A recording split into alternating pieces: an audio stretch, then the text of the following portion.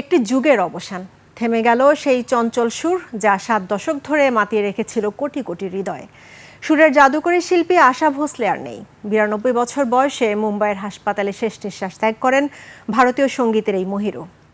আশা ভোসলের মহাকাব্যিক সুর যাত্রা ফিরে ফিরে দেখবেও সাদাত হাবিবি সেতুর রিপোর্টে।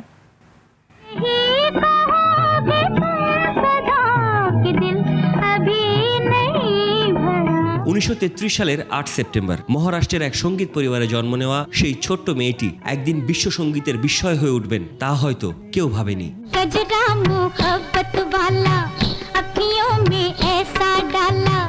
পণ্ডিত দীননাথ মঙ্গেশকরের মেয়ে হিসেবে সুরের সাথেই ছিল তার বেড়ে ওঠা। মাত্র 9 বছর বয়সে বাবার মৃত্যুর পর দিদি লতা মঙ্গেশকরের হাত ধরে জীবনযুদ্ধ আর সুরের লড়াই শুরু।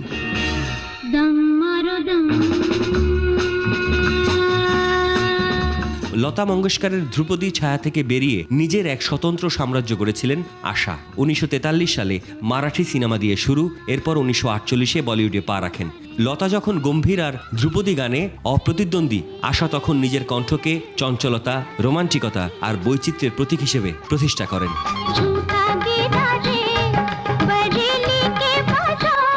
ওপি নায়ার থেকে শুরু করে রাহুল দেব বর্মন, আশা ছিলেন সুরকারদের প্রথম ভরসা।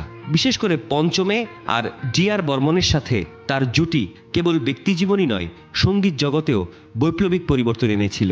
গজল, ভজন, পপ থেকে শুরু করে ক্যাবারে সব ক্ষেত্রেই তিনি ছিলেন সমান সাবলীল।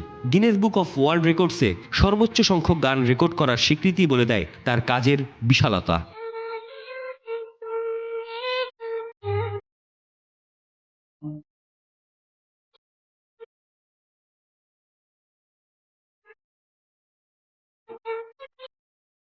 পেয়েছেন দাদাসাহেব ফালকে, পদ্মবিভূষণ সহ অগণিত সম্মাননা, কিন্তু তার কাছে সবচেয়ে বড় পুরস্কার ছিল প্রজন্মের পর প্রজন্ম ধরে শ্রোতাদের ভালোবাসা।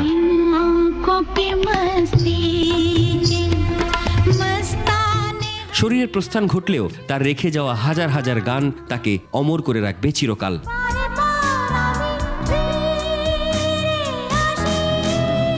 তার কণ্ঠ স্তব্ধ হলো ঠিকই, কিন্তু তার সুরের মায়াজাল ছড়িয়ে থাকবে লোকালয় থেকে নির্জনে চিরকাল।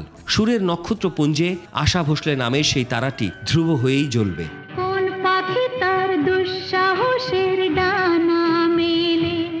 সাদাত হাবিবি সেতু, 21 টেলিভিশন, ঢাকা।